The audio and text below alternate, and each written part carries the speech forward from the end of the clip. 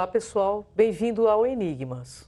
Eu sou Kátia Gaia. E eu, Cris de Pascoal. Está começando mais um programa aqui na TV Mundi, onde o normal é ser diferente. E o normal é ser paranormal. E o tema de hoje são os mundos de Agartha. Estamos hoje aqui com Eurênio de Oliveira Júnior. Ele é estudioso do ocultismo e do esoterismo há mais de 50 anos. Bem, nós vamos para um rápido intervalo e voltamos daqui a pouco com a entrevista.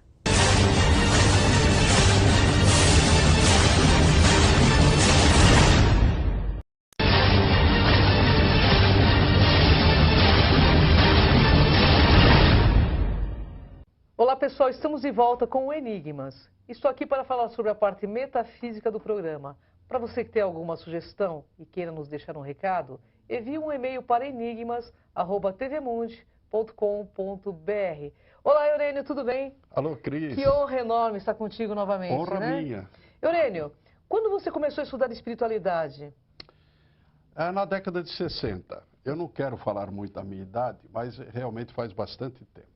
Nessa época, li algumas obras espíritas e de alguns mestres do espiritismo também, mas mais voltados para uma filosofia abrangente. E a partir de então, tudo isso começou a me atrair muito.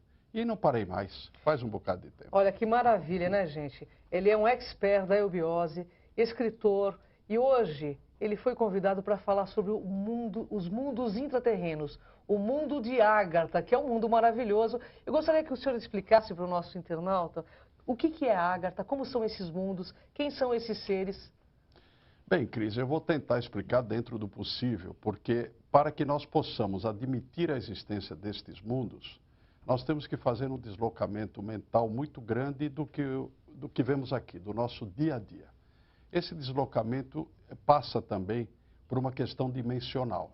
Não que nós não possamos ter contato com estes mundos diretamente, mas para que isto ocorra é necessário que o nosso estado de consciência tenha uma mutação.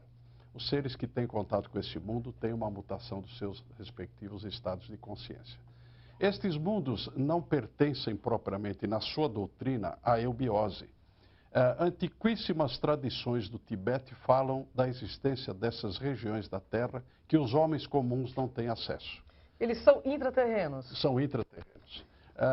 Eu tenho um enteado que é geólogo. Logicamente, ele só acredita na materialidade dos mundos. Mas outro dia, conversando com ele, ele admitiu que existem, apesar das aparelhagens de constatações, existem meandros da Terra que não são bem detectados, não são bem esclarecidos. E ele é um geólogo de nomeada, já estudou na Sibéria, estudou na Austrália. Então, ele é uma pessoa cética, mas me fez esta afirmativa. Porque estes mundos são revelados de vez em quando em algumas tradições. Eu vou mencionar duas obras importantes. Correto. Uma delas é de Raymond Bernard, que fala A Terra Oca. Certo. Este trabalho. Já li, inclusive. Isto você já leu, né, Cris? Então, ele nos dá uma noção de que os polos têm as suas aberturas. Né? Certo. Aliás, várias fotografias da NASA são muito intrigantes. Eu tenho uma série de fotografias da NASA que parece que os polos têm um certo olho, algum vazamento, alguma coisa introduzida. É verdade, aberta, né? O Almirante Byrd, quem tiver chance de ir à internet, procure Almirante Byrd, de pássaro. Ele fez um voo estranhíssimo. Certa ocasião ele sobrevoava o Polo Norte e disse que ele viu que existiam algumas regiões paradisíacas com uma vegetação meia tropical e ele foi adiante. Ele disse, mas no Polo Norte não posso encontrar isso. E ele realmente se introduziu por uma abertura, passou por essas regiões e saiu. E ele deu um depoimento muito isento, porque era um homem profundamente científico e o homem ligado à materialidade, ele não teria nenhuma necessidade de inventar coisas. Claro. Então, o Byrd faz esse depoimento. Esta é uma obra de chave para que nós possamos entender pontos. Raymond Bernard, A Terra Oca. Outra obra que nos enseja, talvez mais poeticamente, é a obra que fala de Shangri-La, é o Horizonte Perdido, escrito no século passado. Lindo. Já fizeram alguns filmes, inclusive o último deles foi um musical. Eu assisti ainda um filme antigo do Horizonte Perdido, foram 3 versões. A última é musical. No Horizonte Perdido fala-se de Shangri-La, porque eu não posso falar de Agartha ou Agartha, como você pronuncia, sem também mencionar Shambhala. Correto. Porque sempre que existem 7 condições que trabalham entrosadamente, assim como os planos cósmicos, as gradações do nosso estado de consciência passam por 7 etapas. Quando as 7 etapas são completadas, você tem direito a uma 8ª etapa, que vai ser a 7ª parte de uma outra 8ª. Quando fala-se 8ª acima, é isto. Certo. Então, ao redor das 7 cidades de Agartha, existe, enfeixando, ou no miolo, ou no centro, o portal de Shambhala. Shambhala equivale a Shangri-La. Shangri-La. Então, quem tem direito de ter acesso aos mundos de Agartha sabe bem o significado de Shambhala. É assim que as coisas se distribuem. Eu estou aqui colocando coisas que na eubiose só são estudadas mais na parte interna. Olha que mas maravilha, numa concessão ao enigmas, e também porque tem algumas permissões para fazê-lo, nós temos sempre uma sociedade mais fechada, eu posso esclarecer esses pontos para você. Que maravilha, que honra da gente, né? O doutor Eurênio é juiz e está aqui esclarecendo sobre um assunto interessantíssimo. Doutor Eurênio, nossa pauta é curtinha, então eu vou fazer algumas perguntas. Esses seres de Agartha, eles fazem contato com a nossa raça? Não só fazem contato, como muitos deles estão entre nós. Como que eles são? Eles são como nós, porque acontece o seguinte: as regras do mundo físico são atendidas nas proporções que são mais elásticas ou plásticas, né? Correto. Para que eles possam estar entre nós, eles têm que ter a nossa forma, a nossa maneira de se conduzir, apenas que eles tenham uma essência diferenciada. Olha que maravilha. Porque conquistar um local, ou um momento, ou um estágio nestes mundos, é necessário muito mérito na face da Terra. Tem que haver uma consciência mais elevada que a nossa. Mais elevada e também o sentido da abrangência e da universalidade, ou seja, o processo holístico. Todos nós compomos uma humanidade em evolução. É sumamente desagradável perceber que nós nos digladiamos quando temos uma meta tão elevada e tão encantadora à frente. É verdade. De tal sorte que o processo ecumênico de deixarmos propriamente as linhas religiosas e entendermos a espiritualidade, a nossa essência, é tudo para chegar a ter a expectativa de um dia ter contato com esses mundos. Olha que maravilha. Doutor Eurênio, estamos em 2012. O que esses seres, pelo seu conhecimento, que eu sei que é vastíssimo, o que eles dizem a partir desse 2012? Porque nós ouvimos profecias apocalípticas de todos os calibres. Pelos seus estudos, o que eles dizem? Olha, pelos meus estudos, não vai existir nenhum momento de transição tão violento. O que vai acontecer é o seguinte: numa obra que eu estava mencionando, não cheguei a completar, Animais, Homens e Deuses, de Ferdinand Antoine Ossendowski, também escrita no século passado, ele revela que quando o rei do mundo, que está nessas regiões internas, ora para entender e, vamos dizer, inspirar os destinos humanos, tudo na face da terra cessa. É como se tudo parasse, até os animais param quase que de respirar. Porque estas colocações dependem muito do que nós façamos aqui na face da Terra. Não existe uma programação pré-estabelecida. Olha só. Se nós fizermos as transformações que precisamos fazer em nós, o processo terá um desfecho. Se isto não acontecer, existe até vaticínios que esses seres viriam para a face da Terra para restabelecer o equilíbrio deste corpo vivo chamado Terra, que é o corpo de um ser sideral, é o corpo de um dia. A Terra é viva. A Terra tem uma vida que nós não identificamos em nós, mas ela tem um processo vivo, ela tem o metabolismo dela. É um ser que está, vamos dizer assim, pulsando em termos universais. Então nós temos que zelar pelo nosso habitat, que é a chamada Terra. Que maravilha, né? É tão bom a gente ter tanto conhecimento com uma pessoa tão culta como o doutor Eurênio. Doutor Eurênio, a gente está nos nossos momentos finais e eu gostaria de saber qual a ligação dos ciganos com os intraterrenos de Agartha. Bem, os ciganos, eles vieram dessas regiões. Porque quando a Atlântida se interiorizou, alguns povos permaneceram nos mundos interiores. E os ciganos vieram de lá por algumas sucessões de fatos que não veria o caso apontar. O fato é que eles têm uma memória longínqua, que eles vieram de algum lugar que não é aqui. Eles não conseguem se identificar, tanto que são povos ou conglomerados altamente nômades. E eles têm alguma relação, diríamos, com os próprios judeus, que também erram pela face da terra, erram não de errar, erram de caminhar. Então, judeus e ciganos têm muita aproximação. E os ciganos são, em verdade, seres que têm esta memória e eles trabalham com 4 elementos da terra: crianças, cavalos, cobre e leem as cartas, ou a chamada Buena Dicha. Tudo isso tem relação com a origem que eles tiveram. Eu gostaria que você deixasse uma mensagem já que o senhor tem tanto conhecimento desse povo maravilhoso, para o nosso internauta. Pois não. Eu diria o seguinte, não tenhamos aspirações, nem que sejam sérias, a respeito de encontrarmos logo estes mundos. Vamos ter a ocupação, e não a preocupação, a ocupação de realizarmos nossos valores aqui. Eu diria que a religião maior que podemos praticar é viver certo. Vamos viver certo, com equilíbrio, procurando a justiça em nós e no próximo. E criar esta ambiência, esta fraternidade, que ainda vai demorar para acontecer. Mas quando isso acontecer, nosso acesso às regiões da Terra, até o momento desconhecidas, será muito mais possível. Olha que maravilha. Então, fique aí com Kátia Gaia agora para saber toda a parte holística desses mundos maravilhosos. Voltamos com o nosso convidado. E antes de qualquer coisa, eu gostaria de agradecer o apoio das lojas Segimagem. A Segimagem ela é pioneira em sistemas de segurança e trabalha com produtos de última geração em circuito fechado de TV e interfonia. Acesse o site da Segimagem para conhecer toda a linha de produtos. www.segimagem.com.br. E a nossa conversa aqui com o Eurênio. Tudo bem, Eurênio? Muito bem, cara. Bem, eu tenho algumas perguntas interessantes aí para você. Vamos falar da eubiose? Vamos. Então, por favor, eu gostaria de saber primeiramente sobre alma e espírito. São a mesma coisa?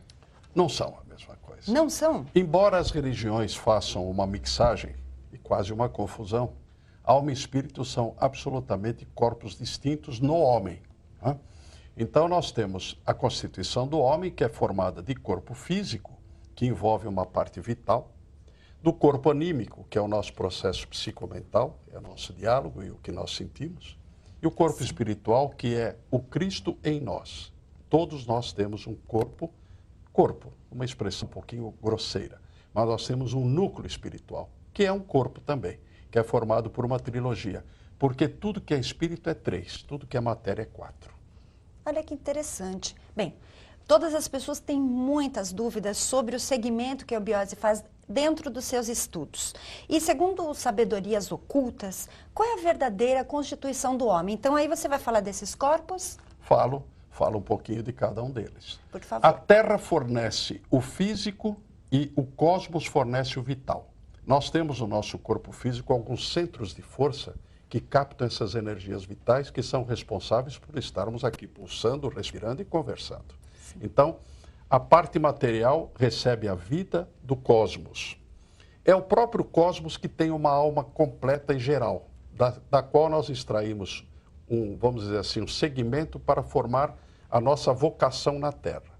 Então nós temos uma individualização da alma universal em nós, porque nós somos os vanguardeiros do processo da evolução. Ou seja, o que nós adquirimos de experiência aqui vai para um processo geral, e isso significa também o nosso crescimento. E nós temos a parte imponderável espiritual, que também habita muito mais longínquo do que a mais longe das estrelas, que é de onde provém a nossa mônada, o nosso princípio de vida. E é lá que está o Deus último. Chamaríamos de Deus último, embora seja um Deus incomensuravelmente distante, mas é aquele para o qual nós devemos ter a vocação última nossa. Então existem os deuses criados pelos homens, os deuses mais distantes, que também têm o seu valor, porque fazem parte de um plano chamado plano arquetipal. São os padrões da evolução. E existe o Deus geral, o único ou último, que está muito mais distante. Então, é isto que funciona dentro da constituição do homem. Nós temos uma vocação de entendermos o mundo aqui, com aqueles objetos que nos cercam, e às vezes nos prendemos e não distinguimos que existem páramos ou paragens muito mais completas do que esta. As dimensões aqui são algumas, da psicomental são outras e da espiritual são completamente diferentes. E como que está hoje este acesso a essas dimensões? Hoje nos trabalhos, nos estudos? Nós todos fazemos as nossas programações, mas o empenho individual é tudo. Ninguém lhe dará uma experiência mística mais completa do que aquela que você pode alcançar por você mesma. Então, Perfeita. Tudo que se fornece hoje são elementos de escalonamentos para você chegar ao seu âmago, ao seu íntimo. É esse que vai te dar a experiência espiritual verdadeira. Por isso que trabalhamos para a espiritualidade, que não se confunde com o espiritismo, Sim. embora o espiritismo seja uma corrente bastante respeitável. vamos dizer assim, ele é um passo além do que as religiões comuns e tradicionais apresentam para o homem. Mas na espiritualidade você tem um pano de fundo, ou seja, uma retaguarda, uma imensidão que te fornece os fascículos ou capítulos através dos quais você pode reconhecê-la. Sim. E nós temos que trabalhar para o total. Por isso que fala-se holisticamente. Nós temos que avançar. Todos nós somos uma coisa só. Somos irmanados no processo de evolução. Todos os homens são irmanados. A evolução realmente é o que todos buscam hoje, mas com as questões de karma, reencarnação, como você mesmo disse, sobre o espiritismo, qual é a diferença que existe o karma e a reencarnação, né? Que nós aprofundamos esse conhecimento e também nos estudos que vocês fazem. Pois não. O nosso princípio de vida, que é de natureza espiritual, só que não conhece esses planos, está vertido para esses planos, e é necessário que nestas experimentações existam etapas.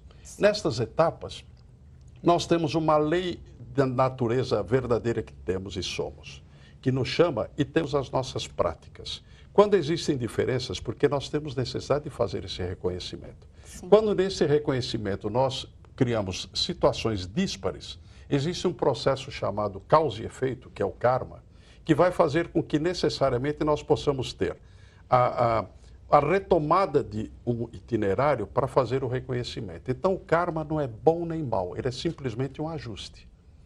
Todos têm medo do karma, parece que é um monstro. Não, ele ajusta. E quando ele ajusta, ele é necessário que seja rigoroso para que nós possamos estar atentos ao que realmente interessa em termos de evolução. Porque evolução é a transmutação da vida-energia em vida-consciência. E o que domina é a consciência espiritual. E, finalmente, quando esses capítulos não são suficientes, esta alma, vamos dizer assim, inspirada pelo Espírito, retoma a forma material para poder completar ou corrigir aquilo que não fez na vida anterior.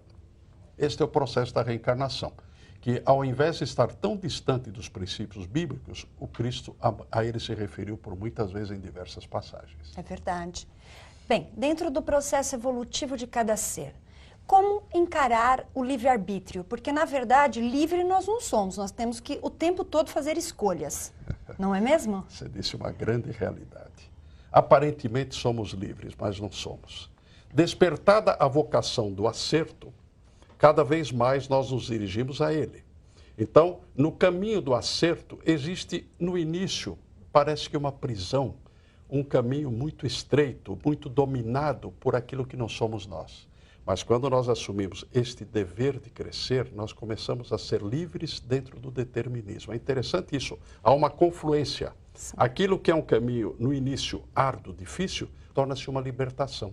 Então, o livre-arbítrio deixa de praticamente ser colocado em ação, porque nós adotamos o caminho que nos é altamente prazeroso, é o sentido da evolução. Então, nós vamos encontrando vários universos ao mesmo tempo, porque todas as dimensões estão aqui colocadas. E, infelizmente, para o mundo, a espiritualidade tornou-se alguma coisa necessária de uma meditação. Não, a espiritualidade está entre nós dois agora, ela está presente aqui. Ela é presente, apenas que nós não a sentimos, porque ela faz parte tão intensa da nossa natureza última, que quando nós começamos a praticá-la, nós conversamos assim, estamos sendo espiritualistas sem perceber. Com certeza. E é isso, e passando aos ouvintes desse princípio também. Sim, e eu tenho certeza que as pessoas querem muito saber sobre os estudos da eubiose. Como entrar em contato, como desenvolver, né, esses assuntos. Isso, nós temos um portal eubiose.org.br. Este é o portal da eubiose. Agora, estes estudos, eu vou à eubiose, a eubiose vai me fornecer elementos de um caminhar. Muitos deles, enigmas que nós vamos resolvendo, né? É a palavra do programa. Então, neste caminhar, a eubiose o que pode fazer é expor, criar condições, te dar uma mística para praticar. Nós temos os nossos rituais, os nossos cerimoniais. Todo este contexto é formidável, só que se você não andar, o contexto fica inerte diante de você. Eu não acreditaria numa doutrina que fizesse por você. A eubiose não faz por você, ela cria as condições para que você faça por você. Autoconhecimento. Autoconhecimento. Esta é a chave. Ou vale dizer, quando você se autoconhecer em profundidade, a eubiose fica uma bela ilustração. Mas não é ela que está te levando, é você que está se levando. Isso que é importante. Então, para finalizar este bloco, uma mensagem para a evolução de cada um, daqueles que estão nos assistindo. Pois não. Você tem a certeza de que você pode e deve evoluir. Ou seja, esmere-se. As virtudes faladas da vida não são em vão. Vão ver que os resultados da prática das virtudes, independente de qualquer religião que diga isto, são os mais generosos para você se autorreconhecer. Quando você se autorreconhece, você passa a reconhecer os valores da vida. E nesse escalonamento, os valores vão ser maiores para você, aqueles que te levam realmente à evolução. Bem, vamos para um rápido intervalo e voltamos já.